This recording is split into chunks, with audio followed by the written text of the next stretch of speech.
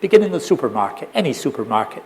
A first, generally unasked question is, whence this extraordinary quantity and quality of extraordinarily cheap food? For the food that American consumers buy in supermarkets is, compared with all other times and places, amazingly cheap. What makes it cheap is a complex matter involving the economics of farming, transportation and retail enterprise. But one important and indispensable cause of our food being as cheap as it is that the wages of farm workers, most of them Latin American and many of them immigrants, are as low as they are. According to the National Agricultural Workers Survey, farm workers on average work for 42 hours a week for $7.25 an hour. The average annual income for individuals is between $10,000 and $12,500, and for families between $15,000 and $17,500. 30% of farm workers have a family income that places them below the federal poverty line. So we can afford to buy and enjoy the cheap food from the supermarket as we do, only because so many farm workers work full-time for the best wages that they can get and yet live in poverty. We're as well-to-do as we are, only because they are as poor as they are. It's not just that ours is a society of the better off and the worse off, but it's a society in which those who are better off are so